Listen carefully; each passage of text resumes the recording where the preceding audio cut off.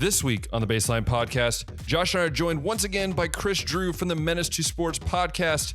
We are talking college football, everything from the week one matchups that we think are going to be crucial for this year's season, as well as our power rankings for our top 5 teams in college football. And then we finish it off by talking about our top 5 Heisman candidates going into week one. All that and so much more coming up on the Baseline Podcast. Hey everyone, welcome back to the episode of the Baseline Podcast. I'm Ben, that's Josh, and once again, Josh is on time. He's not late, so that's 2 weeks in a row. Everyone give it up for Josh. And we have a special guest, but not one that you don't know. Someone that was here a few weeks ago, and that is Mr. Kris Drew. And thank you so much for jumping on, and a fellow Buckeye, a fellow Big Buckeye right there. So if you guys don't know, he's from Menace2Sports. Him and Zach Smith do a great job over there. Go check them out. All the stuff is in the description because that's just, what you're supposed to say, I guess.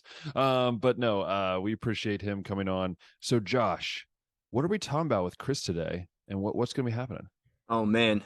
So I think you guys are going to be listening to this either Sunday or Monday. So it has officially been week 0, but we want to discuss with Kris what's going on week 1. There's a lot of big week 1 matchups. We're also going to discuss some power rankings and then our Heisman watch lists. So, I mean, it's the most exciting time of the year, guys. I know Kris is pumped, Ben's pumped, I'm pumped. And I mean, this is a much more loaded week 1 that we got, I think, than any other one in recent memory. There's a lot of top 25 matchups and a lot of other, maybe not top 25, but blue blood matchups that I'm really excited to see next Saturday. It's gonna be good. I'm excited. I mean, right now, actually, here in Europe, as we're recording this, so technically on Saturday there's gonna be a game in Ireland between Nebraska and Northwestern. If I'm not talking about two of the most weirdest teams to be playing in Ireland, I don't know, the Northwestern helmets. If you go on our Instagram, baseline.podcast, I shared that poll. Was it trash or fire for their helmets? I thought they're pretty cool. I'm just gonna be honest. They look pretty dope. They tried. Northwestern. Yeah, you got to try. Okay? It's with the purple though. It's so. It's a little weird, but yeah. So, but they're doing that week, so I'm super excited just because they're bringing more American football to Europe, which is what is needed, I think, just to spread the brand. There's actually surprisingly a lot more American football fans over here than you realize. So I will say that. But Kris, what is your thoughts on this week 0, and what is your thoughts on them playing a college football game in Ireland? I like it. I mean, first of all, I don't think that any game this year will test as high for Northwestern or Nebraska than that game. That'll have the highest ratings they'll have all season, so we'll take it. I like that they're opening up with a Big Ten game, and I love Nebraska. I'll keep it frank. Now, I'm gonna be embarrassed if this episode comes out and they lost, but I love Nebraska, dude. Like, I love them. Like, the fact that Mark Whipple left Pitt for kind of what a lot of people consider a lateral job to go to Nebraska and Scott Frost and a bad Nebraska team that lost 8 games last year. It's like, I love it because if you look at Nebraska's last year, all of their losses, even when they played the big boys like Ohio State, came by 10 or less points. So all like one scores, yeah. If Mark Whipple is worth 6 or 7 points, all of a sudden you win 5 of those 8 games, and Scott Frost saves his job. So no, I like it. I like that he's that Scott Frost is finally trusting somebody to give the keys to the offense to. They got the Casey Thompson kid that's coming in from Texas. And I'm excited. I mean, a lot of people don't realize Scott Frost is a good offensive mind. Sometimes you just need a little bit extra. Scott Frost was the OC of that Oregon team that went to the national title. Yeah. So I'm all in on Nebraska, and I think they're going to be one of the top 3 teams in the Big Ten. So I'm looking forward to it for sure. No kidding. Top 3. Shoot, absolutely. Dude. Man, that would more than save Scott Frost's job. I think he just needs to go to a bowl game, and I'd be like, if they can go 6-6. I mean, they hadn't even had like a 6-6 winning record, anything like that, and to jump up to third best. I mean, I'm watching that a little bit more tightly because I value Kris's opinion. I know he does his research, so I do. No, seriously, watch it closely. Like if you look at Nebraska, first of all, they've added 14 transfers, over 8,000 total snaps, like starting snaps in FBS. Like that. So they're kids that are actually on the field. They're not just sophomores and freshmen that were behind somebody else last year that just didn't get to play. They added starters. They added starters on both sides, and they added Casey Thompson, who I really like. I think he's a good enough quarterback, especially in the Big Ten. And additionally, with Mark Whipple, I mean, there's like this weird thing with quarterbacks. I said it earlier on my show that guys that are in like year 4 or 5, guys that feel like they've been around for a long time, sometimes with the right OC, they make this weird leap. Like Kenny Pickett was that last year, and not saying that Casey is Kenny Pickett, but it's fair to suggest that he's going to take a significant leap up with a decent supporting staff around him, and B, 2 offensive minds in the room with him. So I like them a lot. Yeah, I mean, Mark Whipple was a big reason why Casey Thompson actually made that transfer. I heard him talking about it on the Bustin' with the Boys podcast over at Barstool. He had long conversations with Kenny Pickett about how the offense went and about just like what kind of a play caller Mark Whipple is, and I'm sure he talked to him about that as well. But yeah, it's a definitely make or break year for Nebraska, and maybe it ends up being a shocker where they just explode and they flip a lot of those losses into wins because they were only one score. So yeah, and you never know, man. College football is good when Nebraska football is good, right? Like I would agree. You think about when I was born in '96, right? And even during the '90s, Nebraska was still known as like that's a school that can do damage, right? That's a blue blood, right? And as I grew up, you never really heard much of Nebraska. The last time you really, when I was growing up, right, was Ndamukong Suh, that kind of era was the last time you really saw Nebraska as like, this is a threat to, and when they moved to the Big Ten, it was always like, okay, this is great for branding. This is great for the state of football. But really, I mean, let's be honest, outside of Ohio State, Michigan here and there, Michigan State here and there, Penn State, it's been Ohio State's conference. And it would be great to see Nebraska. And I think that's what they wanted with Scott Frost. They wanted a team that could be competing. But right now it's like, dude, you got to get something going. And I think this is, I believe last week we were talking with Blaine and he was talking about how Scott Frost is the kind of the hottest seat in college football right now. If he does not do well, he's gone. Like there is no, hey, you can go 7-5 and save your job. No, probably not. I think he's got to at least finish in the top 3 of the Big Ten, if not at least top 4, top 5, but he's got to finish in that top region, because then if you don't, that means you're falling behind some teams that you shouldn't be falling behind. So that's it's interesting because the Big Ten is like hot seats are so funny, because it's like, so if Scott Frost off the hot seat, that means he's beaten some teams, and that means another coach has to move into that hot seat. So it's like if he finishes 3rd, and then you see like Penn State finish 5th in the Big Ten, it's like, that seat's a little bit warmer now for James Franklin. It's like I'm going to be watching them very, very closely. I like Scott Frost, so I'm excited. My upset of the year is them beating Oklahoma, just for what it's worth. It's just Oklahoma though. Let's be honest. Yeah. But it's like that Brett Venables Oklahoma team, like they're going to be playing undefeated on that game. That's going to be a marquee game. Dylan Gabriel's quarterback over there. He ain't no snub. I'm sorry. I heard he's been playing like Oklahoma though. I heard he's been struggling in practice, Josh. Really? Yeah, I heard he had a bad last week at camp. Big 12 teams right now. Baylor's about the only team I can look at. I don't think any playoff team is going to come out of the Big 12, but we can talk about that later. Yeah. Yes. That's been a lot of talk about Nebraska, week 0. We're excited it's here, guys, but let's discuss some of these week 1 matchups. Let's do it. I got 5 of them highlighted here that I feel like are going to be the most exciting ones to watch. And let's just go ahead and kick it off with Arkansas, Cincinnati, 2 top 20 teams right here. And this is at least what I'm looking for in this game. So on the Cincinnati side, you got 9 NFL draft picks you got to replace, right? Like all these guys at important positions, like Desmond Ridder at quarterback, Jerome Ford at running back, Alec Pierce at wide receiver. 2 starting corners was Kobe Bryant and Sauce Gardner. Like, we're going to see a lot of new faces on Cincy, and we're going to see just how much, I guess, the impact of Luke Fickell's recruiting is going to have on this team, because Cincinnati has been on the rise ever since he's gotten there. But, I mean, even still, that's so many starters to replace. But I think you're going to see some young, talented kids on that field. And then kind of on the flip side with Arkansas, you're seeing a lot of returners. Like, how often do you get a team that has a returning head coach, offensive and defensive coordinator, and starting quarterback? And Arkansas has all those, with Barry Odom at DC, Kendall Browse at OC, Sam Pittman head coach, KJ Jefferson at quarterback. So they are going to have to replace Traylon Burks over there, obviously. The leading receiver over at Arkansas that's returning had 20 catches last year, but they did haul in, I believe it was Jaden Hazelwood from Oklahoma transfer, had about 700 yards last year. So that's going to be a really key piece for them. Those are just a couple things, I guess, storylines to watch in that game. But anything in particular you guys like about any of these teams, or what are you watching for in this matchup? Chris? I'll start. Jaden Hazelwood was the number one wide receiver in Garrett Wilson's class. Like, that's crazy. how good he was. Yeah, he was the number one guy. But he went to Oklahoma. Yeah, he went to Oklahoma, and obviously that didn't work out. They had him playing safety a little bit too over there. They were worried about him. What I'm curious to see is Evan Prater. Evan Prater is the new starting quarterback for Cincinnati. Do we know that for sure? Because I actually read last week Luke too, hadn't named a starter yet.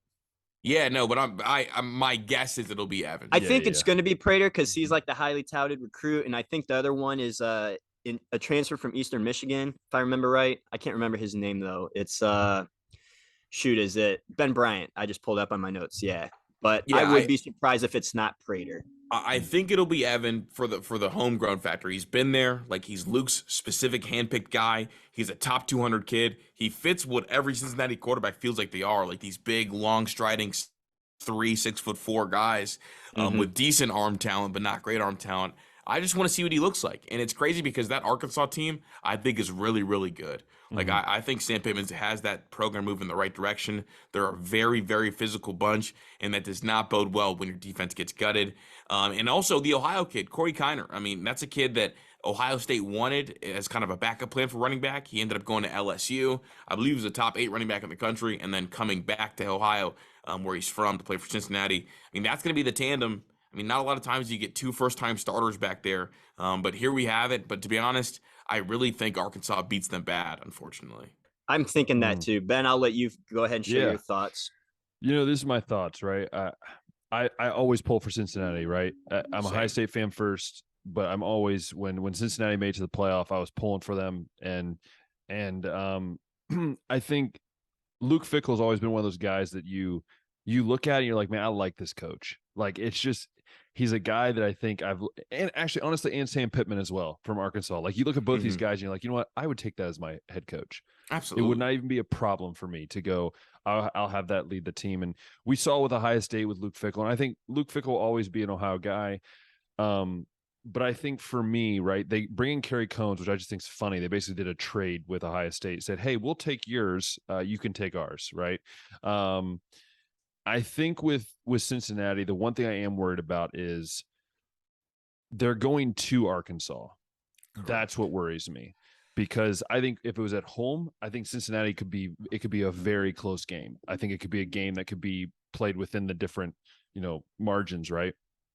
I'm also worried about they don't have Desmond Ridder anymore. And if you know, as I know, Josh knows how high I am on Desmond Ridder, how much I love Desmond Ridder. I jokingly put him in my mock draft in the first round multiple times. I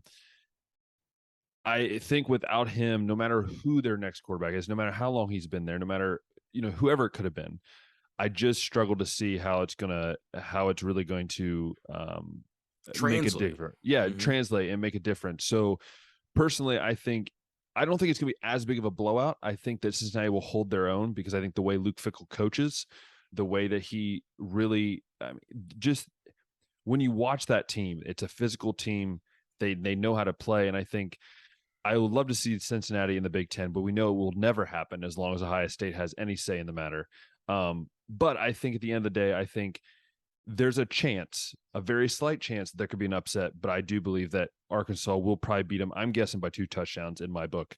I'm worried it's week 1. Like, it being week 1 really, I think, hinders my if it was Cincinnati. later, I think Cincinnati had a better shot. Like week 4, if you give Luke Fickell a little bit of time to see what Arkansas is, because like Zach has talked about it, like what a great preparator he is when he gets to see something. Kind of like it being week 1 really, really hinders Luke Fickell in that. Yeah, and I think, and that's why I think it's going to be, I had the prediction down even before I even saw the teams this offseason. When I saw that game, like and it was especially because it's at Arkansas. I think that's a big thing that people aren't cutting out, is that it's not like it's a neutral site or it's at Cincinnati. Then I give maybe a slight edge the other way. But yeah. So Josh, what's your thoughts? Yeah, I think, Arkansas has got a tough schedule this year. They're one of those teams I think is going to be better than what their record shows. Like, just having to run through Alabama, Texas A&M, Ole Miss, LSU, and then you got this non-conference matchup with Cincinnati, right? Like, And then on the flip side, this is also Cincy's toughest game playing in the American Conference, right? Like they have another out of conference matchup with IU, but a lot of people are saying they're going to finish at the bottom. So it's not as big of a matchup as maybe what it looked like a few years ago when it got scheduled. But I'm kind of with you guys. I think it's going to be an Arkansas win. And I'm hoping, because I kind of pull for Cincy, kind of like you guys too, that it's not as much of a blowout because, it is week 1, but there's a lot of new guys on that Cincy side. And like I said earlier, there's a lot of guys returning on that Arkansas side. So a lot of seasoned vets over there. And I think that's going to play to their favor. So I'm going to go ahead and say love Arkansas to be proved wrong. It's just like the thing that never goes away, whether it's week 1 or week 3, is like physical run game. And like that Arkansas O-line and the run game is so physical. And at this point in camp, like you're not really hitting. So if you're Cincinnati, you're not gonna be able to ease into like tasting blood at first. Like it's gonna be just like, I don't know. I'm sick that's week 1, but we'll see. I hope my boy Luke can get it right. Me too, man. I hope. So unanimous Arkansas victory right there. Absolutely. Now let's go over to my boys over at the Swamp, the Florida Gators, taking on the Utah Utes, guys. And this is a game that I'm legit scared for because, last year, and you guys know this, Dan Mullen kind of just threw in the towel halfway through last year, and it was just awful for Florida fans to watch. Sorry, just the lack of care, the lack of, will to win. It was awful. And now we got Billy Napier in here, who's kind of climbed the ranks of coaching. He had a lot of success over where was that? Louisiana Lafayette. But he's also been an assistant at Alabama under Nick Saban. So he's coming from that coaching tree. So I'm not going to come out here and say Florida's going to win this game, guys, because I'm realistic. But I am curious to see, I guess, the mentality that Florida has under Billy Napier. That's what I'm watching for here. And I'm also kind of watching how they utilize AR-15, Anthony Richardson, because Jack Miller, I don't know if you guys heard, suffered injury in camp, the backup quarterback. Yeah, now cut his thumb. What was he doing? I can't remember what he was doing, but it was an injury that was going to keep him from playing for a little while. So he sliced his thumb. This gotta hurt though, man. Around your thumb, I don't know how he did it. I just know his thumb is sliced. He'll be out for like 4 weeks. Yeah. So that does thin the depth at QB. And since a big part of Anthony Richardson's game is running the football, I'm wondering if they're going to maybe hold back a little bit on that just to keep him from being injured. Similarly to Justin Fields, I think, Ohio State in 2020, maybe not to that extreme, but I think they are going to limit AR in that running right there. So those are things that I'm watching for in Florida. I guess how much does Anthony Richardson run the football? How much Billy lets him kind of run around? And then also just, I guess, the new mentality of this Florida football team. And on the other side, guys, like Utah, this is going to be a scary team, I think, this year. I think Utah is going to be underrated. They have 5 of their 6 leading receivers last year back. Cam Rising, quarterback back. Kyle Whittingham, proven head coach. Definitely a contender out there for the Pac-12. They do have to fill that hole for Devin Lloyd, but this is the Florida Gator offense. I don't think the defense has too much to worry about. Hey, you know what? I'm going to just say this. First off, Josh, the difference between Ohio State fans and Florida fans is you guys are depressed all the time and you never choose your team to just go out and win. Because we're in the SEC, Ben. We're in championship or bust. Okay. We're not planning for our Michigan game just to win that. We're planning for national championships down here in the SEC. Yeah. Call me back when they make it back. And we fail at all of them, so. Yes. No, honestly, I think Kris knows this just as being someone that's watched that Rose Bowl. I think Kris and I both can agree that I think this Utah team is a very dangerous team that teams should not take lightly. And then I believe Utah would be an amazing fit in the Big Ten. I have said that since day one. Utah would be a great kind of big. They're kind of like a Wisconsin of the West. They like defense. They like playing good defense. If Wisconsin could recruit, they'd be Utah. Exactly. But honestly, the way my thought in this game was like, I want to see Florida back on top, right? Like, I think the reason I say that is because I think that gives really the football that I grew up to kind of back to where that was, right? Like it was Urban Meyer's Florida Gators and, it was Jim Tressel at Ohio State. It was Nick Saban doing his things at LSU, then at Alabama. And it's just like, these are the teams you want to see.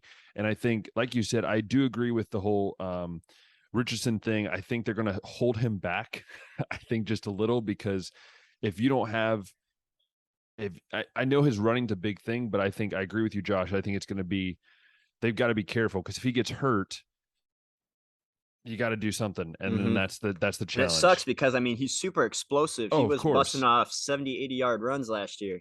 Yeah, of course. And I think that's the big key. And I think Utah is one of those things where I think their defense, I personally am going to pick Utah on this because I think Utah's defense is just going to be something that is very scary. But also they have a lot of returning guys. And I think after watching the game against Ohio State, Ohio State ended up winning. But let's be honest, Utah was handing it at times to Ohio State. And I think until Cam Rising got hurt. Cam got hurt. And so I think the one thing and also remember, they also didn't have a whole healthy defensive They were back. playing like wide receivers over there in the secondary, and it was against the number 1 offense in college football. Exactly. So I really don't think you can like judge Utah's defense based on that game. I have Utah winning by at least 10 points, like a score of like 30-20. That's kind of like where I see what Utah, they might even put up 30 points, but at least like a 10-point margin. So Chris, I don't know about you, but that's what I'm feeling. I'm feeling Utah is going to be a dangerous team this year. Does Florida have any holes in their roster? All over the place. Really? Well, what do you mean by holes? Like non-returning starters, or aren't they going to have one of the best defensive lines in college football? They should. That's always a strength of Florida. That's something we always do really well over there. Florida's going to win this game. Ooh. Florida's going to beat Utah in the Swamp. Florida's gonna win at the Swamp. It is in the Swamp, though. It is in the Swamp. Yeah, like that is gonna play to Florida's edge because I mean this is a September 3rd game in the Swamp. It's gonna be like 100 degrees. That's what I'm saying. It's not December 9th in the snow in Utah. Yeah. I mean, you know what the line on this game is, guys? What is it? What do we got? It's like it's swayed to 1 point both ways. It's basically gonna be a pick'em game. No kidding. They think it's gonna be that close. Interesting. Florida has a roster. At least some people feel like they do. But I think the issue is that this is the thing, though, Chris. I think this is always my fear with a team, right? They have a new head coach. And that's my other thing. It's a new head coach. Like I want to trust Billy Napier, but I'm going to be honest, as my dad would say, and Josh got to kind of talk with my dad a couple weeks ago. Like that is a very where did he coach before? Right? Like I know he came from that Nick Saban team, that tree, but it's like, for me, it's like he coached at Louisiana Lafayette. But he took a team that was like 0-12 one year and flipped them around into a bowl eligible, like for the first time ever. Louisiana Lafayette, man. That's all I got to say. Like he can flip a program though. I guess Urban Meyer climbed the coaching ladder from flipping programs like Bowling Green and going out to Utah and making them established. And I mean, that's kind of where you got to start. And then you flip Florida into 2 championships in 3 years. I know, Josh, you're trying to hold on to any grasp of a ring that you can grab. And I'm glad for you. That's all I'm going to say. I'm glad for you. I'm just saying, you got to start somewhere. Every head coach starts somewhere. Yeah, I get it. Billy Napier has to start somewhere. I'm giving you a hard time. Jason Marshall, Brenton Cox, Ventrell Miller. Ooh. Those guys are going to take over that game in the Swamp. That's a good. I'm just telling you. I'm telling you guys right now. Like that defense. So what do you think is going to be something? Do you think like a 10-point win? We talk 14 points. What do you think? I think they win by 3, man. Like I legitimately think Utah's going to struggle running the ball. I know they were able to run the ball against Ohio State, but so was everybody. That will not be the case against Florida. I think it being in the Swamp week 1. Everything I'm hearing about Billy, I mean, at least I'll defer to Josh. Is the culture changed? Is it good? Are they back? Because I feel really good about this Florida team this year. I think they're about a year away. They remind me a lot of Texas A&M last year. Texas A&M last year. Let me tell you what Billy's done so far, and this isn't going to impact this season, but he's recruiting the state of Florida. He's actually hauling in some of the state's better kids. Dan Mullen could never do that. Never tried even, really, I don't think. So Dan Mullen hated recruiting. Yeah. What was it? One of the press conferences after the game, they asked him what they were doing as far as recruiting goes. It was September, October. And he's like, we'll worry about recruiting when the season's over. And it's what are you doing? He said, Ohio State's got, I think I heard you say at your show, 40-something kids coming to this Notre Dame game. 48 kids are coming to Notre Dame. Yeah, they're Ohio State's recruiting week 1, and Florida wasn't even trying to recruit during the season. It's just but it's just like Jim Harbaugh, and it's just like Dabo Swinney. Unless you change with the culture, unless you are willing to change with the way football's going, I think Dabo Swinney's willing to do that more than Jim Harbaugh. At least I hope he would be but Jim Harbaugh's just an idiot. So I have no idea what he's going to do half the time. But going back to what you said, Kris, I agree with you because in some cases, I guess I'm just still unsure of what the offense for Florida is going to do. The defense is going to be good. My question is, I hope the defense is good. Like, man, I think the defense is going to be really good. I think they're going to have one of the probably 3 or 4 best defensive lines in the SEC. Like that's only because the SEC D lines are so good. And I'm high on Anthony Richardson. I hope they don't limit him and let him go be him. Yeah. But I know this is the healthiest he's ever been. Correct me if I'm wrong, Josh, but he had the knee injuries that were a problem. And I guess he's being kind of coached more into getting down. And additionally, like those Florida wide receivers, I think are going to be able to get open. Yeah. They're going to be able to get open. And so with that, like if I'm Florida, I'm taking shots early. Like Zach talked earlier today about like when you have a good offensive line or you have a dynamic quarterback, you take shots early, just 3 deep shots in the first quarter, just to see what you're working with, and then you go from there. I think they have the athletes to go toe-to-toe outside with Utah, and I think they have the defensive line to really give Cam Rising some fits on that side. And it's in the Swamp, man, and I think the Swamp's going to be jumping. So what time is that game? Is that a night game? Shoot, let me check. Is it a night game? If it is, it's Florida. If it is a night game, man, what game are you guys going to watch if it's the night game? Josh, shut up, Josh. That's more of a question for you. I don't know if you want. It is 7 o'clock.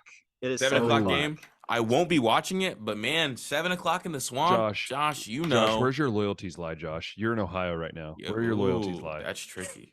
Where's your loyalty? I told you guys on the show before, man, like just because I'm a Florida fan doesn't mean I'm just going to waste my time watching Florida lose by 20 to somebody. Like I'll watch the better matchup because I love college football too much to miss a good game. He's a football fan first, gosh darn it. He is. Dadgummit. Yeah. But no, Josh, so what is that's some good points, though. You guys are making me feel a little more optimistic, to be honest, because I'm really high on Utah, but we got the Swamp, we got Billy Napier, we got some SEC speed, so hopefully that can and the fact that it is week 1, maybe we can take advantage of some things there, and maybe it won't be as bad of a game as what I'm thinking. Kris is going as far as saying Florida win. I'm still going to take a Utah dub right here, but I am surprised by how I'm taking Utah in the Swamp at night.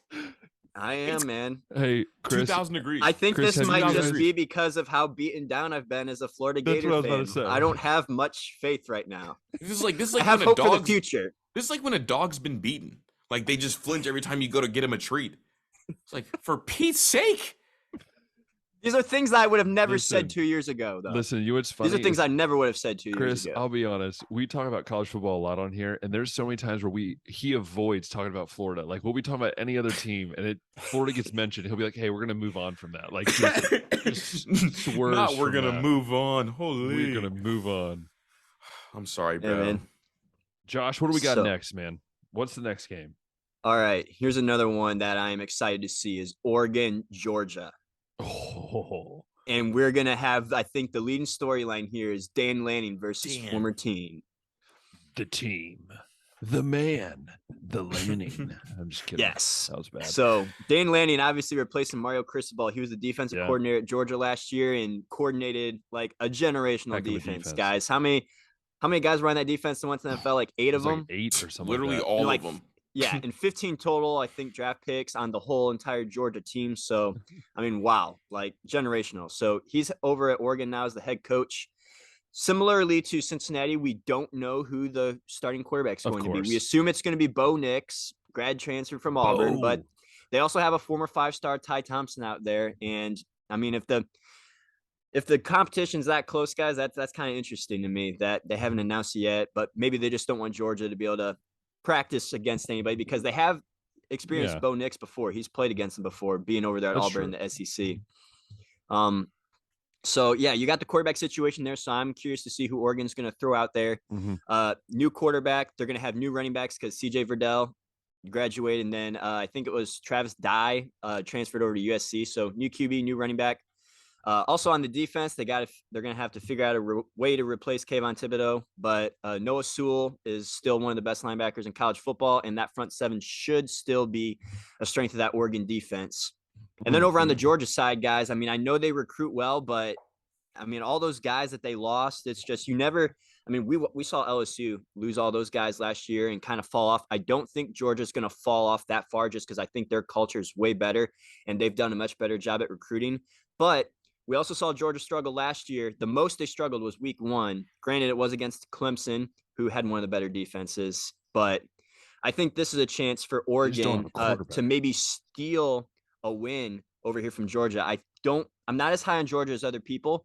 I'm going to go ahead and pick Oregon in this one. Oregon does have a history, guys, of maybe sneaking some of these wins out against these P5 teams early on, like Ohio State last year. Okay.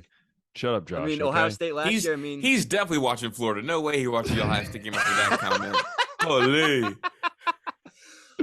But it's not just Ohio State. Shoot, I wrote down a couple other teams. They've had games against Michigan State, LSU, Auburn, Boise State. Like they'll play these big dogs early on, and they're winning more often than not. So just between Georgia having to replace all these guys and Oregon, I mean, new coach, I'm sure Dane Lane would love to start his era off with a win against these guys. And I think it's kind of set up for Oregon to get a W right here.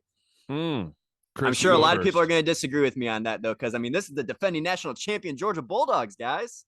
Okay, I'll go first. So Georgia is replacing a lot, but they also have the last 5-year trend in recruiting have them top 2 in talent composite. They do. That's the thing is they're still going to have talent on the field. It's just I wonder about the experience. On the flip side, Oregon's talent composite the last 5 years has them at number 9 in the country, and they're actually losing more production than Georgia. They're losing 58% of their production, which is outside the top 80 in terms of all offenses in college football. On the defensive side, top 50 in returning production at only 69%. Even if you discount the Thibodeau snaps, this game's not going to be close, I don't think. Georgia's going to beat them pretty bad because Georgia's that much better than them. But what's going to be really interesting is watching Brock Bowers and Eric Gilbert against the 2 Oregon linebackers, that Justin is a Flo good matchup. And Sewell. That's the only thing worth watching because Bo's going to bow, and we all know that UGA is going to beat them badly and soundly. It's going to be complete. And I know Dan Lanning gets a lot of love for being the DC at Georgia, but he didn't even call the defense.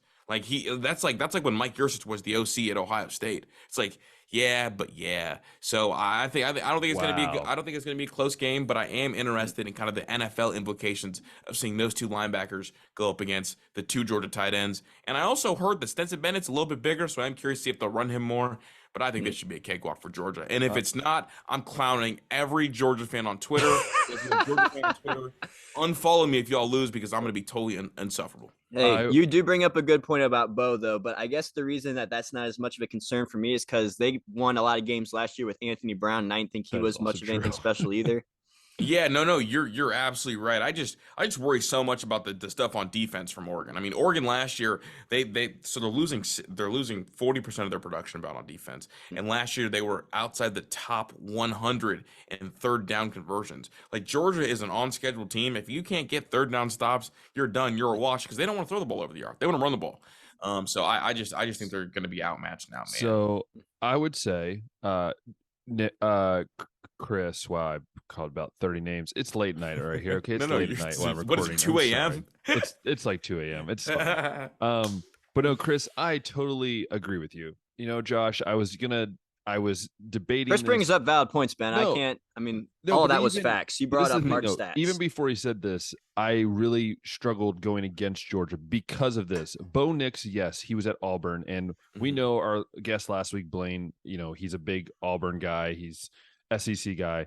But the one thing I say about SEC fans is that, you know, they do love their football. They do love their teams and everything like that. But I look at Oregon, right, and I just really struggle to see how they're going to, like, they picked at a time when Ohio State had a very bad defense and CJ Stroud was very young.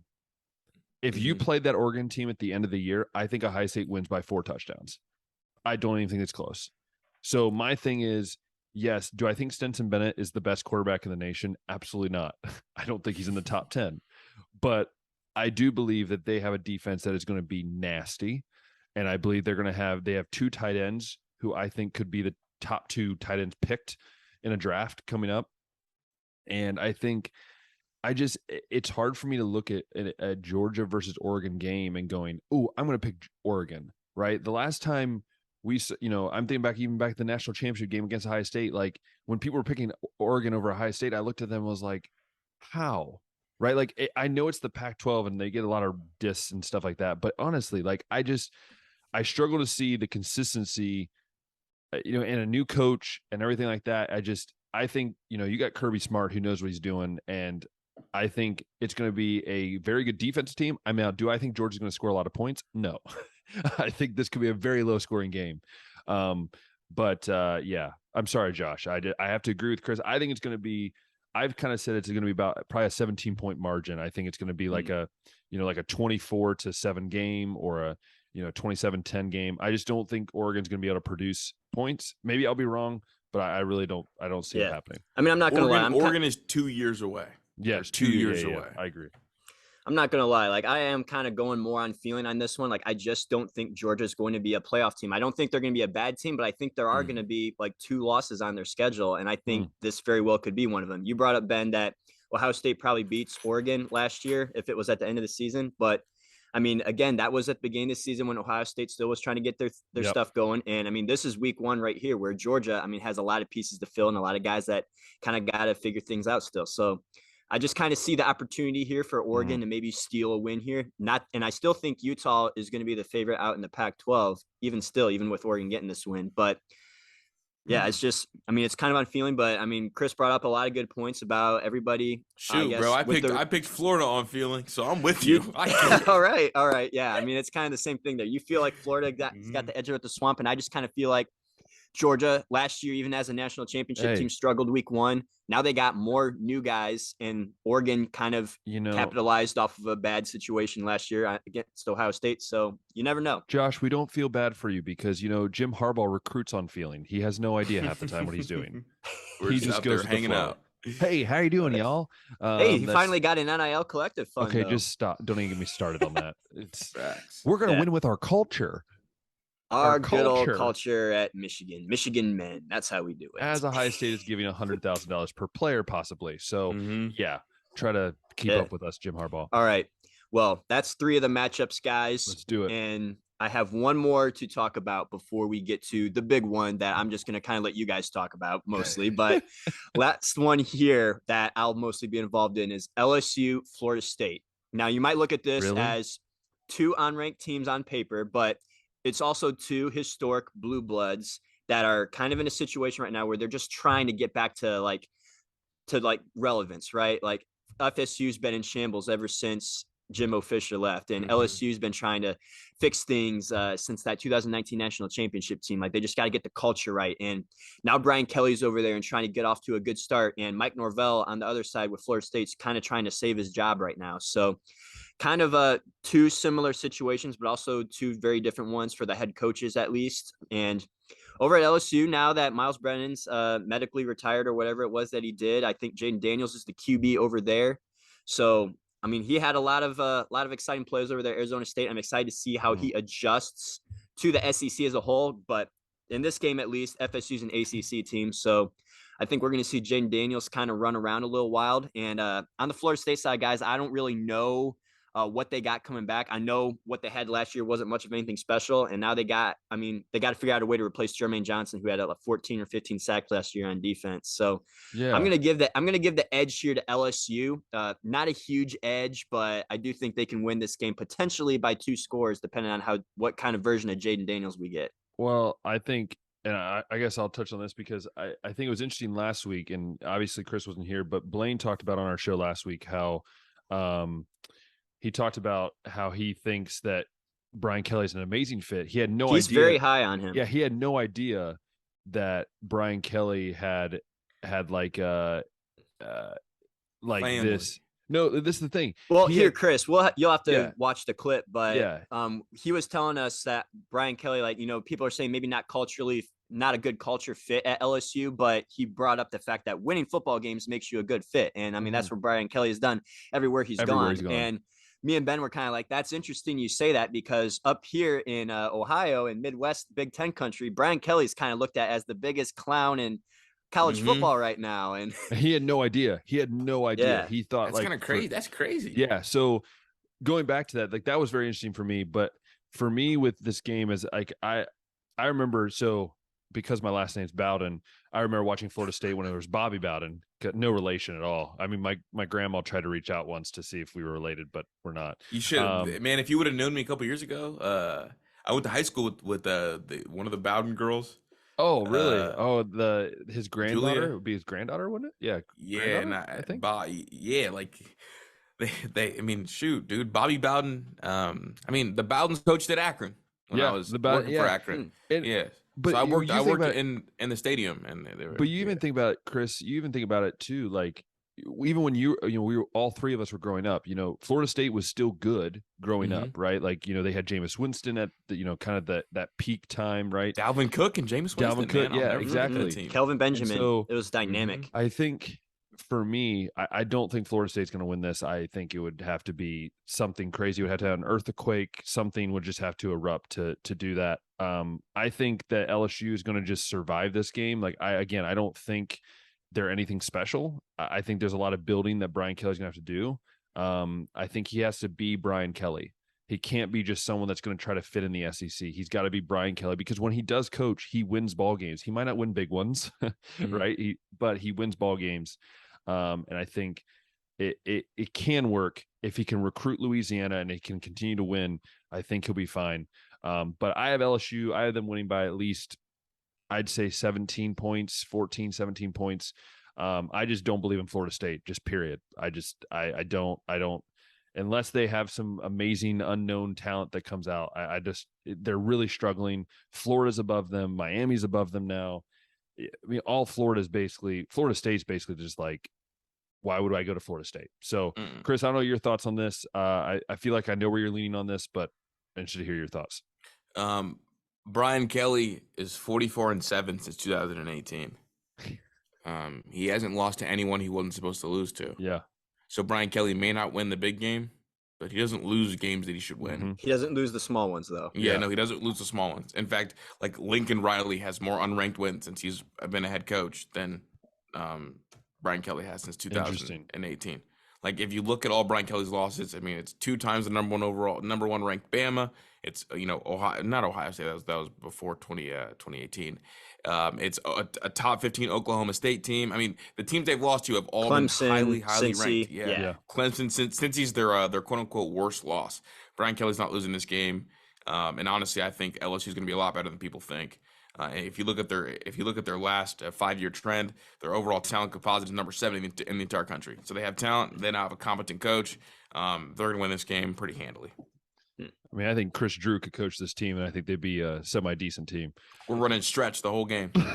Running stretch, baby. Dude, no, it's the double reverse on Madden. It works every time. Double reverse. And Butte, I think, is the best receiver in the SEC. Might float that out there too. Oh, just, you know. Fascinating. Butte. Well, gentlemen, that sounds like a unanimous LSU win right there. So now, the moment you've all been waiting for, the game that we will not be watching because we'll be too busy watching Florida and Utah. Just stop. Boo. Josh, we know. Ben, why don't you go ahead and kick off this one, because I've led off these first 4. And yeah, I mean, this is your guys' game. Hey, this is gonna be a great game. As many of you know, Ohio State plays Notre Dame in the shoe at night. It is going to be a ruckus, wild crowd. I think what's going to be amazing about this game is I think growing up in Ohio, what were the 2 teams you would always hear about outside of Michigan? It was Ohio State, Notre Dame, right? Mm-hmm. You always know a kid in school, at least I did in my area. There's always a Michigan fan. That one dad that was a Notre Dame fan for absolutely no reason. Exactly. And I remember the Brady Quinn game versus AJ Hawk when he was, I think it was, AJ Hawk was dating Brady Quinn's sister. That's the way it was. Mm-hmm. And so she had the double, like, I remember those games, right? And I think this is literally, if you think about like the Yankees versus Red Sox or White Sox versus Cubs, like a game where you sit down and go, these are 2 blue bloods of the sport of football in college. You have Marcus Freeman, who's been saying a lot of things, hasn't really been apologizing for it. You have Ryan Day, who's very mad about last year, about losing to Michigan, about not making the playoff. And I honestly believe that there is an Ohio State team right now in Columbus, Ohio, that is not saying much. They're not doing much outside. They're just in the building going, we are going to prove something this year. And I get a lot of crazy looks all the time when I tell people that I think Ohio State could be one of the best teams to ever play this year. And I believe if they get the defense right and if they get the offensive line right, could happen. I also believe Notre Dame is a very talented team. I believe Notre Dame can be a very talented team. But with that being said, as we look at this game, I truly believe Ohio State wins by at least 3 touchdowns. And I didn't think I would say that. I kind of really thought maybe it's going to be closer, but the reason I say that is because I truly believe if what we're hearing from the practice facility is right, from the Woody, if what we're hearing about the defense is making somewhat progress, we hear only 25% the defense is locked in, which 25% could mean a lot of different things. Mm-hmm. But I believe that this team, offensive side of the ball, I don't see how Notre Dame stops this offense. I really don't. There's so many weapons. There's so much talent. So my prediction score, I'll give my prediction score, and then I'll let Kris and Josh, you guys kind of talk about it a little bit too. I have Ohio State scoring. I have them scoring 38 points. I think it's going to be like 38-17, 38-21, something like in that region. So I just see Ohio State's, I put my trust in Knowles. I put my trust in the defense, and I really believe that Ryan Day is a ticked off coach right now. This team is a ticked off team that's going to go in there and they're going to do some damage because it's at Ohio State. I want people to realize this: playing at Ohio State at night is not the same thing as playing it during the day. Mm-hmm. Ohio Stadium can be nuts at night, and so Kris, I don't know about you. Maybe you agree with me, maybe you disagree with me, but I want to hear your thoughts. 52-24 Ohio State. Tyler Buchner in the shoe at night. I talked to Kevin Wilson on Monday, asked him point blank, said that since he's been at Ohio State, this is the toughest time he's had scoring. And that's crazy because, the 2019 Ohio State team was the top 2 defense in the country. And Kevin would have his way.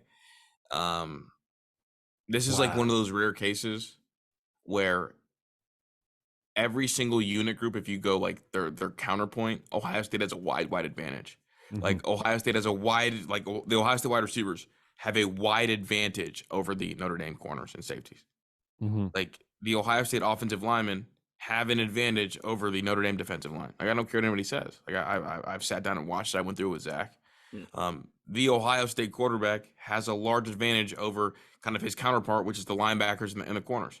So guys, this is going to get bad, and I think stylistically it's just the worst possible draw for Notre Dame.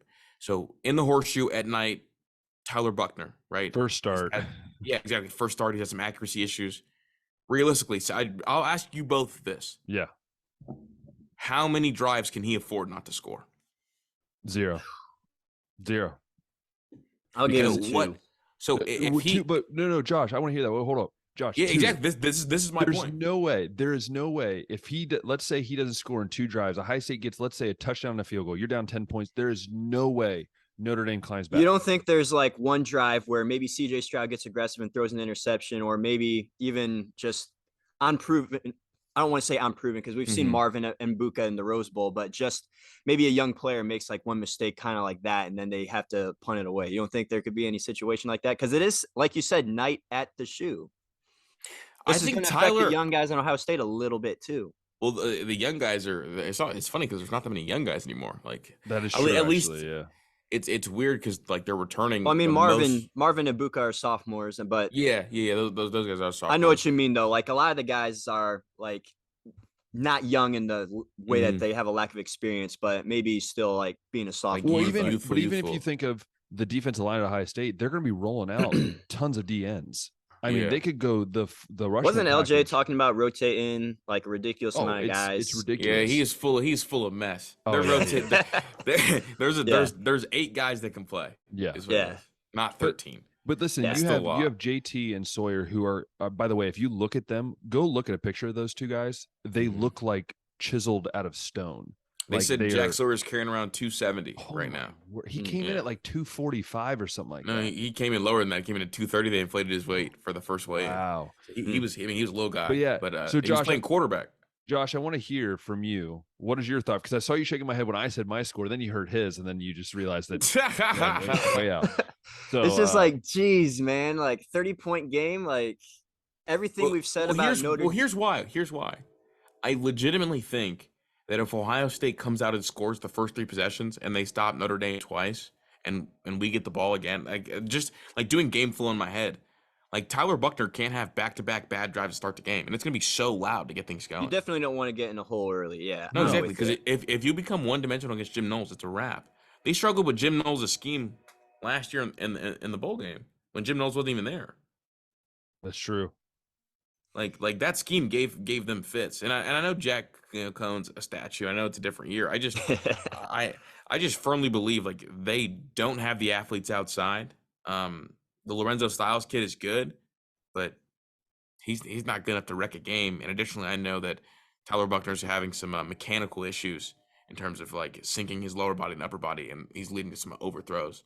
So I legitimately think like you can't have, and with the safeties Ohio State has too. Right, you have to score twice a quarter against Ohio State. You have to just to remotely have a chance. And when did Ohio State lose? When they either kicked themselves in the foot and didn't, and then their defense obviously gave up. But the defense is gonna be different this year. I think that's the big thing, Josh. Is I think the Ohio State defense is not gonna be the same, even if it is a 0.5% better than it was last year.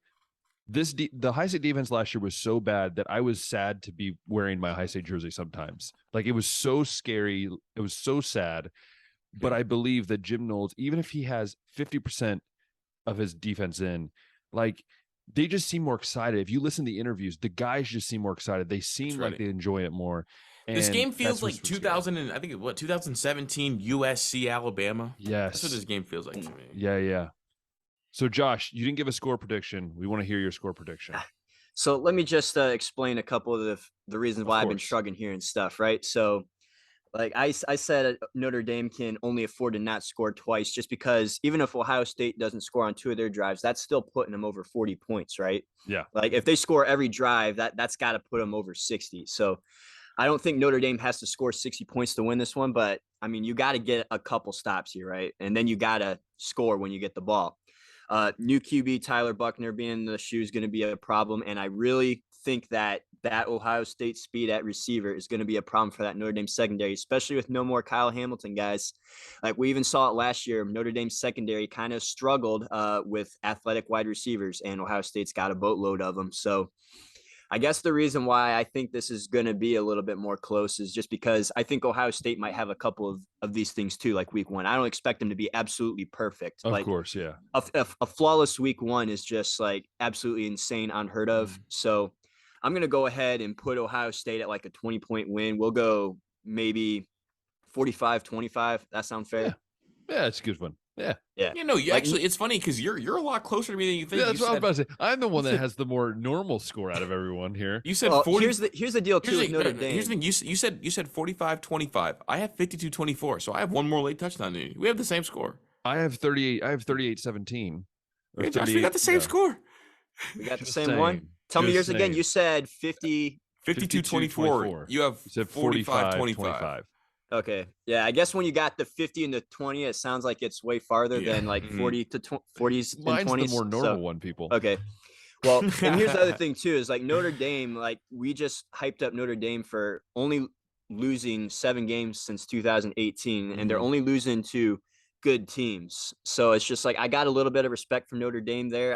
But Josh, their losses were bad. Dude, they've lost bad every time. In that same group, they got bludgeoned by some teams. A lot of those too were like at the end of the year, right? Like the Alabama ones, the Clemson ones. The only one that you can really say was bad was the Cincy one because that was early. Yeah, that was early. You're right. You're right. Can we disagree that Notre Dame should just join a conference by now? Notre Dame should join a conference.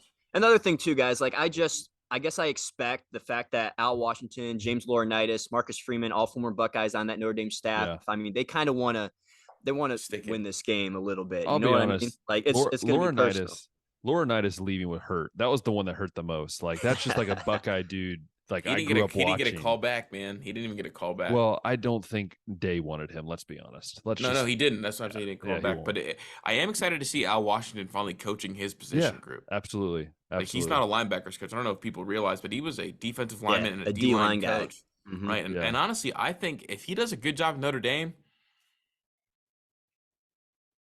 we're gonna have an opening at defensive line coach, and him Pretty and soon, Ryan right? Day. This is the thing, though. According to Coach Johnson, though, honestly, Chris, the way he's been talking in interviews and what I've been reading stuff, I think he's going to have at least. I've been thinking maybe a year and a half, 2 years. I think you got maybe one or two more cycles of recruiting. I think that's why they're struggling a little bit with recruiting. I think players are going, "Are you going to be here or are you not?" I wish he would just come out and say, like, "Hey, I'm retiring at the end of 2024 or 2023," so that we could just say, "Okay, sweet." Awesome. I think, to my understanding, it'll be when Jack and JT declare, that'll be okay. I'm out, and then they'll go get one. And if Al Washington does a good job for these 2 years when he's at Notre Dame, I think this could be a tryout to return home. No, return home. I mean, him and Ryan are Boston College guys. They were at Boston College together. Obviously, I know Ryan didn't want to fire him, but he just had to because he didn't want to, be an assistant D-line coach. Basically, it's kind of how that went. Yeah. Because Knowles didn't want him touching the linebackers, obviously, because Knowles saw what the linebackers look like. I mean, the product on the field from the linebackers hasn't been like what we're used to. We're used to Ohio State having linebackers like James Laurinaitis and Curtis Grant, and I mean Mike Vrabel. You can go far back, AJ Hawk. Like Ohio State's always been a team with solid linebackers, and it says something that the best linebacker in the room was the one that spent the least amount of time. With the linebacker coach. It's like I just keep coming back to that. Like, Steel Chambers was the one that spent the least amount of time in that room, and he was the best one. It's like, what's happening? It's kind of like Brandon Streeter over at Clemson, right? The more that's exactly what it is. The worse that he gets. Exactly what it is. Exactly. Streeter's a fraud. Streeter's a fraud. Said it now by Kris Drew. Streeter's a fraud. That was a fraud. Man. Well, hey guys, that's kind of are we wrapped up with that? That's kind of like the 5 big games that I'm most excited to see. So we can kind of move into some power rankings. And absolutely. I want to preface my power rankings by saying that this is different from like an AP top 25, right? Where we're not necessarily using the record and like wins and losses as important. We're just going by like the 5 best teams that we feel like, maybe kind of like a playoff poll. Like you could be like 9-3, but if you had a really tough schedule, we'll cut you some slack in these power rankings because that's what it is. It's power. So I think we'll just start off with our 1 and 2, and I think it's going to be identical. And then we'll get into 3, 4, 5 because I think that'll be a little bit more dicey. So I'm just going to go ahead and say number 1 and 2 is Ohio State 1, Bama 2. Any disagreements? No disagreements here. I'm locked in. No disagreements. All right. So we just talked a lot about what we like about Ohio State. I mean, the offense is going to be absolutely electric and is basically returning almost all of their guys. Plus, they got new recruits and new sophomores that are stepping up. So it's going to be definitely something exciting there. The defense going to be improved under Jim Knowles. I think it'll at least be average, and that'll fix a lot of the problems last year. And they got that chip on their shoulder. And if they can come out and get this win against Notre Dame, win that last game against Michigan, I mean, they're going to have the quality wins, guys. And I expect them to run the table and be 13-0 going into the playoffs. So, I mean, that's kind of my reason for Ohio State 1. You guys got anything to chime in there? I think you pretty much just filled in your piece. CJ Stroud. That's all I'll say. I mean, Ohio State's returning the most production out of the elite end schools. It was the youngest team in over 20 years. They just fielded. The defense should be fixed. The offense is going to be dynamic. They were a year early. And we no longer have tackles playing guard. So yes, the important part. And yes, moving to number 2, Bama. I don't think this is a shocker to anybody either. I mean, you got the returning Heisman winner Bryce Young at QB. You got the best defensive player in college football, Will Anderson, on the other side. The one thing that's going to be interesting is they got some new guys on that offense, right? Jahmyr Gibbs is a transfer from Georgia Tech coming into running back. You got transfer wide receivers with Jermaine Burton and I think Tyler Harrell from Louisville are going to be like the 2 main ones, I think. So there are some questions, I guess, at the skill position, how those guys are going to mesh. But I mean, Nick Saban said last year was a rebuilding season, being, the runner-up in the national championship game, right? And I mean, when you kind of look back at it, it's like, I mean, that team had a lot of new kids on it, and perhaps they overachieved. So, I mean, a lot of them are coming back, and they got Jordan Battle back there at safety, probably the best in college football. And opposite Will Anderson, they got a lot of other defensive studs. So I think this Bama team is going to be at least as strong as last year's. And if they got to the national championship last year, I mean, they got to be my number 2 now. Yeah, I mean, I agree. Yep, Alabama. It's kind of what you're going to get, see what you're going to get. And I think they can be just as good. I think it's going to be a great matchup in the national title game. That's who my national title game is, High State versus Alabama. And I think it's going to be a heck of a year for Alabama. I think they're going to have a really good year. I don't think they're going to be touched in the SEC. I don't think it's even going to be close. So that's my thoughts.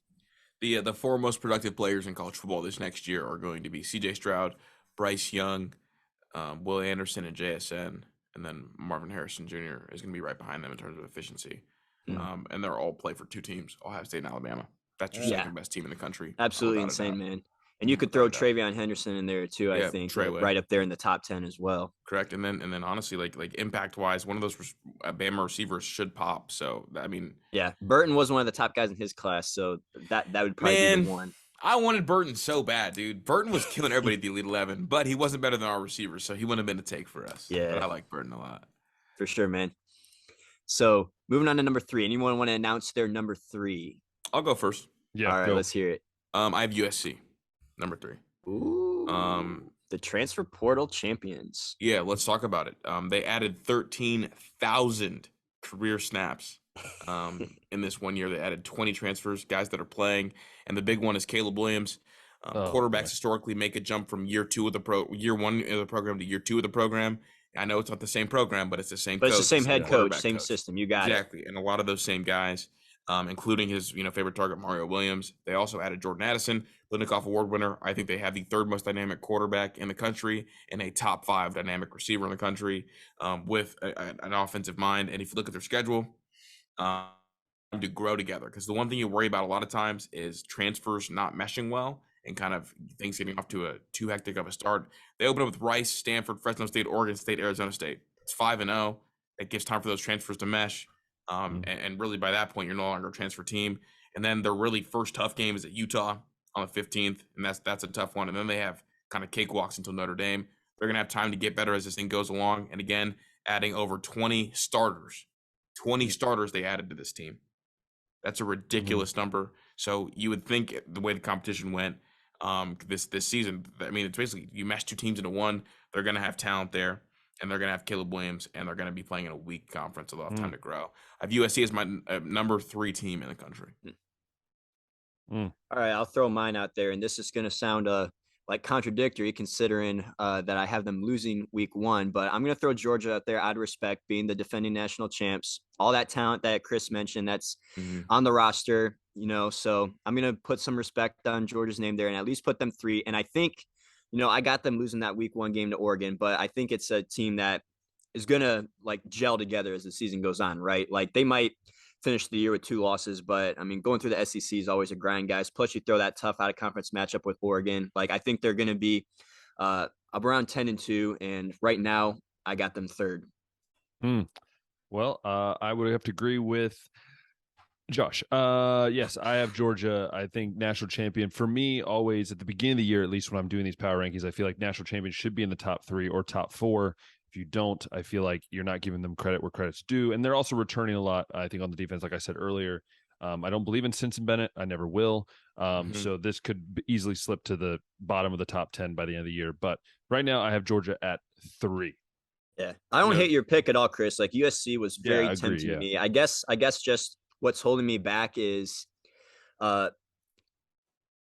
you see this in, I guess the NBA is a perfect example, right? Like you try to put these big threes together and they might not gel very well at first, right? Like you might have all this talent and I know USC went out and got a ton of talent. USC is a really risky I think next year is going to be the year where we see USC like just absolutely crush the competition out there. So I'm a believer in like what I call like roster stars. And so like when I break down rosters, I think if a school, if they have a top 5 quarterback, if they have a top 5, if they have a top 10, those 2 things paired with the top 10 coach always interest me. And then for my breakout players list, a top 5 player, my breakout players is Corey Foreman. Corey Foreman was the number 1 player in the country until Quinn Ewers reclassified. Like we talk about how good JT is. Like Corey Foreman was ranked higher and probably has more upside. And so I think him in year 2, I think that'll give them a top 5 to 10 defensive linemen if you look at it in a vacuum in year 2, because it's kind of the year. I've had a tough time. Just they're going to be dynamic on the outside, and I think they're going to have a game wrecker, a defensive end that can make up for some of their shit on the back end. So no, I really like USC, and it's funny because I have Georgia as my number 4 team, so it's just right behind them. Yeah. My big worry with Georgia is that I simply don't trust Kirby Smart back-to-back years. That's literally it. I want it to be them. I wanted to put them at 3, but if in a vacuum, losing that much, we've seen them have to kind of like go up, then back down a little bit, then up higher, then back down a little bit. So I think they're going to take a slight step backwards and maybe not be as good, because the test that I did for USC in terms of like top 5 guys everywhere, there's only one guy that I think is top 5 in his position group on the Georgia team, and it's Brock Bowers. So, I mean, Nakobe Dean, it just, I guess it depends on how you look at it. Interesting. Oh, Josh, I guess I'll go with my 4th one then, since he went with 4th. My 4th one is actually USC. So actually, I just kind of flipped him. Mine's just flipped. I think USC. I agree with everything you said, Chris. I think I'm still doubting on Caleb Williams. I still, that's the one thing that I didn't want to put them in the top 3, because I think Caleb Williams is a very overrated quarterback right now. Well, it's crazy because like who's your 3rd best quarterback then? Would you say? Because I struggled finding a 3rd best as kind of part of it. Hendon Hooker from Tennessee. Hey, for my me, boy. it's straight up. So yeah. So I Dude, would say, Chris, after you and Zach broke down all those numbers, like about like against the blitz and big time throws, yeah, I was just like, oh man, I feel that much better about Hendon Hooker, man. I've been saying number 3 quarterback, watch out, and everybody's been like, you're crazy, Josh, and now I'm like, see, man, like he didn't even play all last season, and he was doing all this. So yeah, I'm a big Hendon guy. So USC's for me at 4. Josh, who do you got at 4? 4, I'm gonna throw Utah up there. Ooh. Interesting pick, I know, but I have to trust everything that my guys over at Crane and Company have been saying about them. Jake thinks that they're going to run the table out in the Pac-12, and I think there's good reason to believe that, because like Cam Rising was getting it done last year, returning quarterback. He's got 5 of his top 6 receivers back, so I don't think we're going to see much of a drop in the offense. And the offensive line is or not the offensive line, the tight ends too. Like they got 2 NFL caliber tight ends over there, guys. They have the 2nd best tight end room in football, right behind Georgia. Yeah, that's where I'd throw them at. And then while we're on the offense, like they were 2nd in the Pac-12 in scoring last year and 14th nationally. So we think of Utah as like a defensive brand of football, but the offense was killer last year, and most of those guys are gonna be back. Now, the one caveat is here, they got to be able to replace Devin Lloyd, but I think that collectively Utah will be able to figure out a way to, I guess, do that. They always do, because they always got NFL guys on that defense, guys. It seems like every year, like just a few years ago, the team that Tyler Huntley was QBing for, they had so many NFL guys, and they've managed to find a way to replace all those. And I think that's just I think this is Utah's year to win the Pac-12, potentially even get to the college football playoff. But next year is when I'm all in on USC. Interesting. But for now, I got Utah at 4. Oh. Chris, who you got at 5, Chris? Just missing my cut. I think Clemson will have the best defensive line in football this year. And so I think just talent-wise, as long as they bench DJ for Cade before they ruin Cade Klubnik, I think they'll be the 5th best team.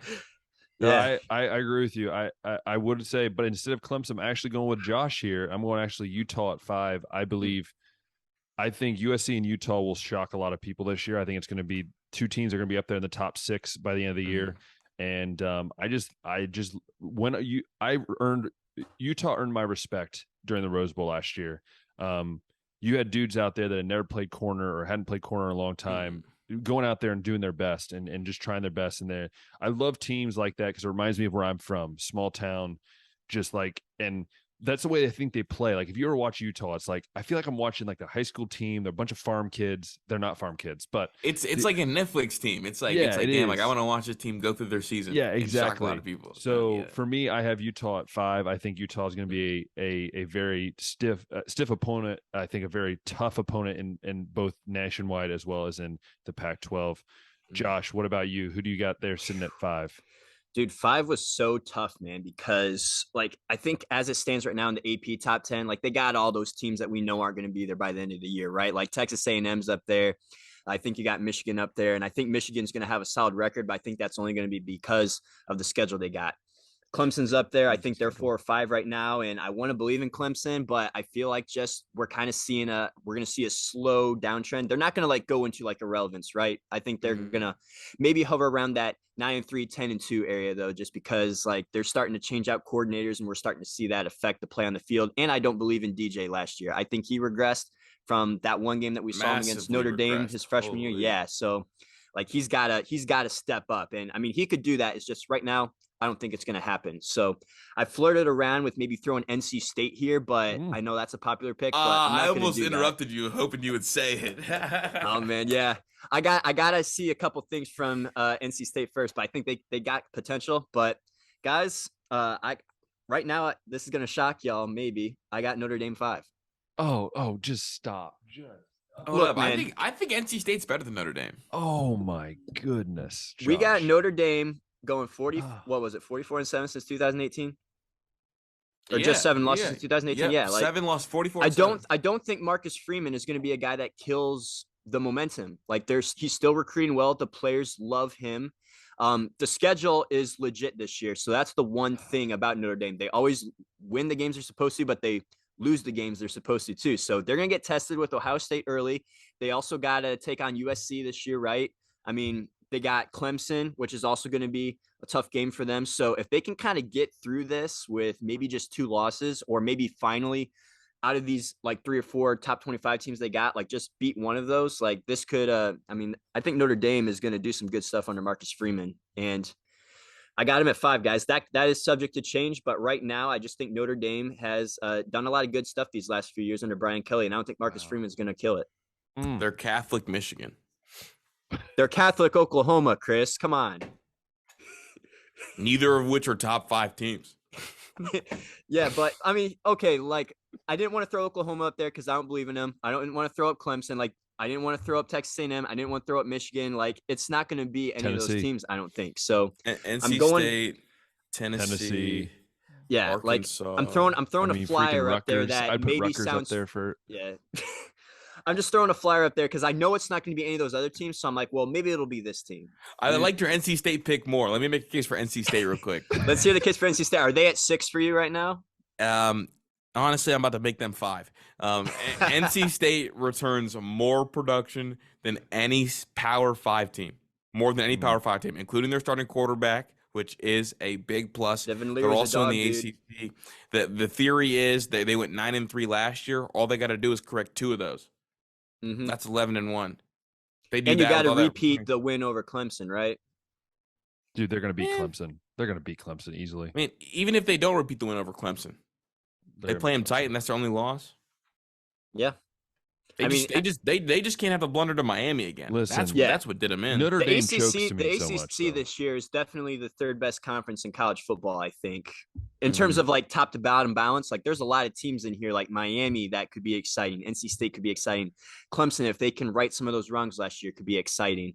I mean, even Pitt with getting Keaton Slovis in there, and I mean, Pat Narduzzi's a solid head coach. Like Pitt, I mean, they're not going to be like winning it, right? But they might go 8-4 and be competitive. And then maybe North Carolina bounces back from a really disappointing season last year too. Like the ACC could be exciting. ACC is always that one conference. I bet you guys can agree with me on this. That just has a random team that makes the ACC championship game. Just like every year. It's the Coastal, like man. It's the Coastal. Every year, it's a new team that wins it. Team. You get the Big Ten, and it's usually Ohio State, and then whoever just somehow slugs it out of the other side.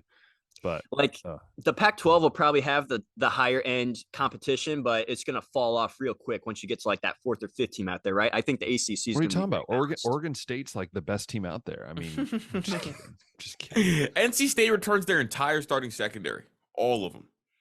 That's huge. No one does that ever. Not really. That's all I got on NC State. All right. Is that an official number 5 NC State, Chris? When we make our post on Instagram and we throw up our top 5. Yeah, make your post. I got NC State 5. I did it. I'm here. All right, man. NC State's going to intercept more footballs than Chris is going to have hairline. Probably. Look at that, bro. It's getting crazy. But no, I agree. NC State was a very tough choice. I was actually about to have him up there, so I'm glad someone did that. So.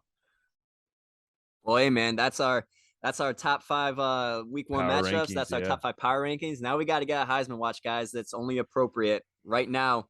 The guys that I think everybody are watching for sure. It's just like our power rankings once again, right? Like CJ Stroud, Bryce Young, right? It's like 1-2. CJ Stroud. But the question is, where do you have it, Josh? What do you have? Who do you have at 1 and who do you have at 2? So I hate throwing Bryce Young in here just because nobody ever wins the Heisman twice, right? Except Archie Griffin. So I don't think he's going to win it, but he's going to be on the watch and he'll probably be a finalist, right? Being on one of the best teams in the country. Like, so you got to kind of throw Bryce in there. And I hate doing it because I don't think he's going to win it. That's kind of what I like to do my watch list for, right? Is guys that I think could win it. Like not guys that are just going to get an invite, but guys that have the potential to win it. And I don't think Bryce Young is going to win back to back, but I'm going to put him in there anyway, just because he's going to be one of the best players on one of the best teams in the country. He's going to be there. And I think he'll get the invite over Will Anderson again, even though that's wrong. I'm just going with what I think will happen. So Bryce Young there, CJ Stroud. I got CJ Stroud as my front runner though. Leading the top offense in the country, a team that I think is going to be the number one team in the country by the end of the year, the national champion, with one of the most dynamic receiving rooms. It's just going to be we just got to see him have that dog in him, right? Like that was the issue last year, right? Like all the arm talent's there for CJ. We just got to see him exercise a little bit of mental toughness, maybe run a couple times when he needs to, like what we saw with Bryce last year. And I mean, CJ's going to be my front runner right now. I agree with you. I think it's CJ. Then I have Bryce. I think you have to keep the one that won it last year. It's kind of like with Georgia being in the power rankings, right? Like we don't think they're going to win the national championship again, but out of respect, like Bryce Young isn't going to fall off a cliff. Yeah. So I would say I have CJ Stroud. I think my pick is CJ Stroud. I think this guy could throw. He could throw. I think they're going to run a little bit more this year, but I think he could throw for 5,000 yards if he wanted to. If Ryan Day lets him, he could throw for 50 touchdowns easily. He is going to be the number one pick next year as well. So I'm just kind of going with the whole number ones here. But at least in my prediction, right? Depending on who obviously loses all those games. But I have CJ Stroud 1. And then I have Bryce Young 2. And I'm going to throw my third out there real quick because it's another high state guy. I actually have Travion Henderson at 3. I'm going to shock a lot of people there. I know that most people think that running backs, I don't know if they'll ever win the award again, but I have Travion Henderson at 3.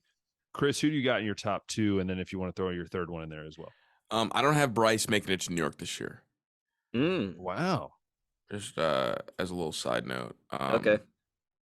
His QBR fell off a cliff without Jameson Williams. They don't have Jameson Williams. I think he's going to be. I think he's going to be doing way too much, and I think a lot of the games down the stretch. Honestly, Bryce won the Heisman by default last year. Struggled badly against LSU. Struggled badly against Auburn, and really Jameson saved the day, and that should been that's kind of how that went. So I have CJ 1. I have Travion. Wait, not Travion. Travion's my third. I have Will Anderson 2. Okay. I think Will Anderson gets an invite because I think Travion 3. Yeah, so Travion 3. So I think that Bryce Young's going to struggle some games, and I think that's going to provide some Heisman heroics by Will Anderson that's going to vault him to New York. I got Trey 3. I got Caleb 4. Not that we're doing 4, but I have to have a 5th, and it is Devin Leary. I'm just kidding. JSN 5. My hot take of the day was that I think Ohio State will have 3 in the top 5 of the Heisman. Here's the thing with that though. You think if Ohio State was to have like 3, even 2, like we see this happen sometimes with teams that have 2. Like the second guy that probably shouldn't be there takes away votes from the guy that should be winning, to Ohio right? State. It happened with Justin Fields. Yeah, a little bit. Like Justin Fields and Chase Young both went, and I don't know if either one of those guys necessarily should have won because that was Joe Burrow's year, right? Nobody was taking down Joe, but Chase Young missed the game. Young missed the game. Yeah, it just makes it tough when you got a teammate there taking votes from you. I considered that, and my reasoning for it was I think CJ's going to run away with this the same way Joe ran away with his. So in the voting, just the talent's going to be undeniable, and he has to get an invite at least. It's just CJ's going to be the best. The voting ballot is like put them 1, 2, 3, 4, 5. Yeah. And I think that like there's going to be enough CJs at 1. Enough CJs at 1. I gotcha. That the other ones are just going to like fluctuate in the middle there, leading that to be the 5. And then Devin Leary is my Kenny Pickett. So Josh, who do you got at your 3 and 4 and 5? At least right now, and I hope that this ends up not being the case, I do not have Will Anderson as a Heisman watch right now. And that's just because he didn't even get an invite last year, leading the country in sacks and tackles for loss. So what's he have to do this year to get that, right? Like I think Bama has to campaign have to get for 25 sacks, or what does he have to do to get it? To get there, I really think Bama has to campaign for him. Do you guys pay ESPN enough? Do you remember the campaign that Ohio State ran for Chase Young? Yeah, it was ridiculous. It was insane. You even had, I think it was Joel Klatt was going for Chase Young, and I think even Herb Kurt Herbstreit was saying Yeah, Chase Young they were Heisman pushing talk. a media campaign, and I think they're going to do that for Will Anderson this year. Yeah, I hope they do, man. It's just right now, after not making it last year, like it's just like, okay, well, he had the incredible season he had last year and he didn't even get it. So, I mean, that just means he has to be even more historic this year. Yeah. Plus, I feel like the top pass rushers in each NFL draft always explode the year before they get drafted, right? Like Jadeveon Clowney had his best season like the year before he got drafted. And the same with Von Miller and Myles Garrett and Joey Bosa. Like when you look, their last year in college wasn't their best one. So if Will exploded last year, I think teams are going to compensate a little bit more. And he's not going to Turner, you can't afford to shift. You can't afford to slide him. Right. That's the other thing is like, so maybe that opens up the opportunity for that kid to like get more some sacks, extra. right? Yeah. Maybe not necessarily get like the Heisman watch, right? Because everyone knows that Will Anderson has the talent. But if Will didn't get the invite last year with the numbers he had, I think his numbers are going to go down a little bit this year just because people know they got to watch for him. So I hope I'm wrong, guys, because I think Will Anderson should be a top 3 pick in this coming NFL draft. But it'd be really cool if you got an invite. But so my third guy, though, that I'm going to throw up, we talked about him earlier, Hendon Hooker. I'm high on him, guys. That's going to be like my Kenny Pickett equivalent, right? Like we've seen the precedent be that you can get an invite to the Heisman vote, even if you aren't on one of the best teams in the country, you're just not going to win it. So Hendon's kind of like that guy for me. I mean, last year, not even being the starter for the full season, he had 3,600 total yards, 31 touchdowns, only 3 picks, guys. So and that was in his first year with Josh Heupel. I expect Tennessee's offense to take a step forward this year under him. I expect Hendon Hooker to take another step forward this year. I think he could be a guy that gets maybe 4,000 total yards and 40 touchdowns. And if Tennessee can go at least 8-4, I think that's going to be enough to send Hendon to the Heisman. And he's gonna get a Heisman moment shot. He's going to play so many good teams this year, man. Well, Alabama has a stretch in October where they have Arkansas they're at Arkansas. Then they play A&M, 2 very, very physical teams. And then on the back end, they catch Tennessee. That shapes up perfectly for Tennessee to be able to sneak one in. And that's a Heisman moment. That is what that game will be because of the weight of Alabama. So that 3-run stretch in October is really important for Tennessee and Hendon Hooker. And that also could potentially maybe have the SEC East on the line, depending on how we see Georgia do this year. If Tennessee can be that team this year, and Georgia kind of has like that national championship like second year slump, like you never know, man. That division, I don't think it'll happen, but at that point in the year, it could be on the line. Is all I'm saying. And Josh, then who do you have at 4 and 5? We got at 4. We got 5. Yeah, I do have Devin Leary up there at 4 too. I think if NC State is winning the ACC and Devin Leary is going to be a big part of it, like you got to throw him in there. And this is also a QB award, guys. So I mean, I got 4 QBs so far that I've talked about, but you also have to have one non-token QB get there, right? So you can say that it's not a QB award. And I don't have it as Will Anderson, but I did debate with it maybe being Jackson Smith and Jigba. I debated with it maybe being Jordan Addison, and I decided to settle on Blake Corum because the Michigan offense is going to take a step forward this year, and Blake Corum is going to be a big part of that. He's going to be involved heavily in the run game. He's going to be heavily involved in the receiving game. He's going to be involved, I believe, in special teams. So he's going to have a lot of opportunity to get a lot of total yards. And I mean, since they're not playing the tough schedule Michigan this year, that's going to give him, I guess, easier opportunities to put up the numbers. And I mean, we've seen it with the awards, guys. As much as we hate it, like Jordan Addison win the Blitnikoff last year was because of stat padding. Like we didn't think he was the best receiver last year in college football, but he had the best numbers, so he won it. So Blake Corum, I think, is going to get a lot of opportunities to put up some numbers this year, and I think he's going to be on that watch list, at least right now. We'll see if that comes to fruition, but right now I got Blake Corum as my non-token QB, or as my token non-QB. Interesting. The pick is interesting just because I think if that is the case, Jim Harbaugh screwed himself. Oh, 100%. Why is that? Why is that if Blake Corum's going to the Heisman? Because that means that Donovan Edwards is not getting any touches, and that's the best running back on that roster. Mm-hmm. Donovan Edwards was the guy, was the number 2 running back on Ohio State's big board, only behind Trey. The kid's a freak. The kid's dynamic. If you sit him on the bench for as long as you do to get Corum those touches, he's out. And if he's out, J.J. McCarthy, who's already unhappy, is out as well. And that was the pride. Those are the super sophomores. I think Blake Corum's talented. but that'd be a concern for me if they were funneling touches to him like that. I'm trying to think what other running backs are out there. I have one that's gonna be Bijan Robinson. I just don't think. I just think Texas is going to be like. He said, "Don't steal my back." I just think he's going to be like 7-5. I don't think Texas is going to have a good enough record. And I know, like I just talked about Hendon Hooker, like being able to get there from not being on one of the best teams. But I think Texas's record is going to keep him away from it. Plus, Quinn Ewers and Texas is going to be playing from behind, so they're going to have to throw the ball a lot. So, Bijan's probably the most talented running back in college football, but his numbers aren't going to reflect it. Excuse me, Josh. Can I do my 4th and 5th, please? Thank you. I'm just kidding. No, my 4th is actually Hendon Hooker. So I had Travion Henderson at 3. I have Hendon Hooker at 4. Now this is where it gets a little spicy because I was getting a little worried here. I didn't know what to do. I had 2 guys. All right. One, I ended up going with Devin Leary. Okay, of course, because he seems like that cool pick. But the guy that actually was a guy that I had in there for the most this week was Braylon Allen from Wisconsin. That might be the best back in the country. He's a guy that is scary. Watch him play.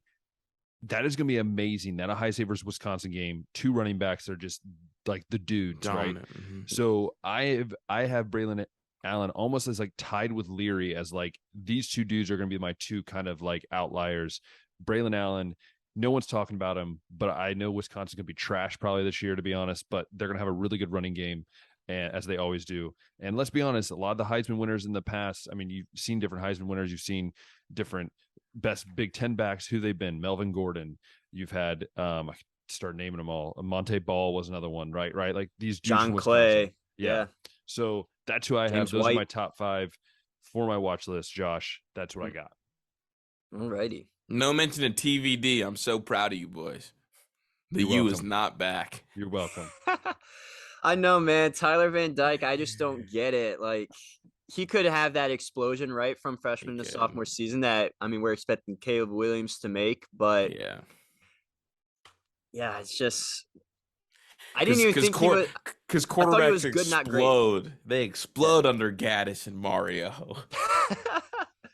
That's a good point, too, man. I mean, we saw Justin Herbert, like, basically be average in college and now one of the best QBs in the NFL with Mario as the coach. And, I mean, and then who was the other guy? Josh Gaddis. Yeah, when have we seen a QB at Michigan dominate, man? Like, we're seeing Cade McNamara be average. We've seen, like, when did he get there?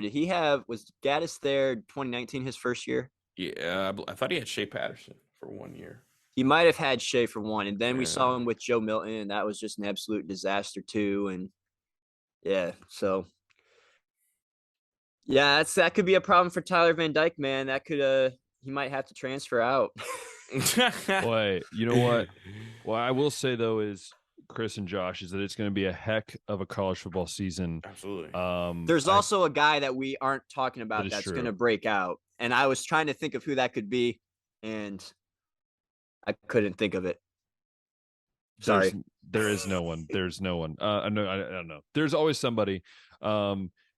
Chris, we know that, I guess we always talk on this podcast, right, that there's always the unknown thing that happens in sports. And I think college football is going to have another crazy year where something crazy happens. We're all wrong about all of our predictions today. So everyone listening out there, just know Ohio State's not winning the Natty. Okay, shut up. Okay, Josh, I know you're in depression state because you're a Florida fan, but we're trying to move past that. Okay, Josh, we're growing your culture. Okay, we're trying to get you cultured back into your Ohio roots.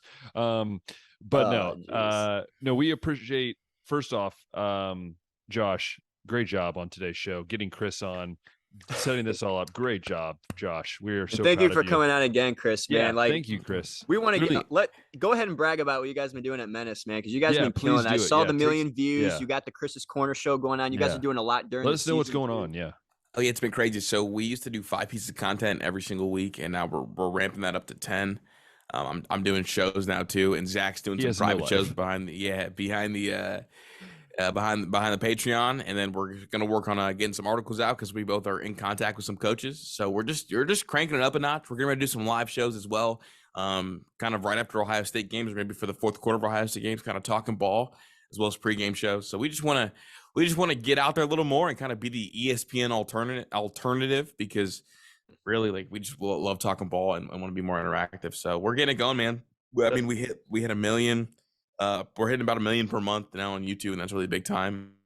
Each and every person. So, guys, I'll come on the show anytime. You guys know I love you too. Hey, we love you. And hey, can you just go ahead and plug in the Patreon, and then also the other stuff? That way, for those that maybe want to go check out your content, your bonus content as well, that stuff that you're doing outside of with you and Zach, I think that'd be cool for our listeners to kind of get connected with. Absolutely. You guys. So I'm under the Menace platform. It's Patreon /Menace2Sports. It's really nice and simple, and it's the number 2 instead of a letter 2. And then also on iTunes, it's Menace2Sports, Chris's Corner. We drop stuff every single day on the Menace side, whether it's my show or Zach's show. And then additionally, if you guys ever want to come kind of chat with us, we launched Twitter Spaces from the Menace2Sports Twitter. And we just kind of like give 10 people microphones. We all just kind of talk ball. And it's a really good time. We invite any and all fan bases to come battle us. We had Coach JB in there from Last Chance U yesterday. Oh, man, yes. We had Ezekiel Elliott's mom in there yesterday. And then we also had Tyvis Powell came and talked ball, came and talked safeties. Talked about kind of how thankful he was that Lane Kiffin didn't want to hand Derrick Henry the ball in 2014. So there's a lot of cool insider stories directly from the guys that were on the field. So just kind of keeping it going. That's cool, man. We're happy for you. I know both Josh and I, we pay attention to what's going on over there, and we hope you guys continue to grow, because it is cool. It's cool to have something other than just watching. We talk to anybody that has a podcast. We always say that sometimes it's more natural to listen to someone's podcast than big news outlets, because they're more of the media side, whereas we're all real. We're fans. We're humans. We're coaches, players, and it's more real. So, and no one does our research for us. Exactly. We go do it ourselves. Exactly. I think that's a big part of what's kind of. That's what we do, right? Like we're having fun. And Chris, we love having you on. I always say that, having also just being able to talk to another High State fan besides my father is more entertaining on the show. My dad's great, but Dad, I love you, Dad, but. I love you too, Pops. It's really funny though. You should, if you go back and watch it, Chris, you'll see Josh's reactions on every single of those in every conversation we had. And Josh is like, "How do I respond?" There's to just that? something that's like, man, what do I say now? Dad how jokes, do I transition out of everything this? like that. Back So out of it, how do we jam and slide? As a transition guy, I feel you, Josh. It's tough. Yeah, man. There's just you guys got the live show too, so you can't even edit. So it's just all out there, man. It is. Everybody can see it. Yeah. So both Josh and I, from the bottom of our hearts, we thank you, Chris, for tuning in all the time and letting us know what's going on, and also for just coming on the show. For all of you out there, make sure you guys go check out their stuff. I'll have it in the link in the description for you that are watching. And then obviously you can just check it out on Spotify and Apple Podcasts and all that fun stuff. For us, make sure you guys, if you're on YouTube watching, hit that thumbs up button, hit the subscribe button, notification bell. We've actually been growing a lot. Thank you to you all for watching, which is an amazing platform that we're trying to do, Josh and I as well. And if you listen on Spotify and Apple Podcasts, as Chris said last time he was on, make sure you give us a star. Make sure you tell us how much better looking Chris is than Zach. Don't do that. But honestly, we do appreciate Chris coming on and just hanging out with us. It's fun to talk sports. And we love college football. So go Bucks, Chris. It's going to be a good season. OHIO. I guess the Gator Chomp, is that what you guys do still, or is it too shameful to do the Gator Chomp now? No, we still chomp it, man. Is it Grandma Chomp now? Oh, I'm sorry. Grandma Shark. Yeah. But anyways, thank you everyone for listening. Check us out next week. We'll be having all the things we talked about today, so especially like the preseason power rankings and our Heisman watch will be up on our Instagram. I'm actually working on the graphics now, so those will be up for this next week before the season starts, and then as we go on throughout the season. So until next week, have a good one, and we'll see ya.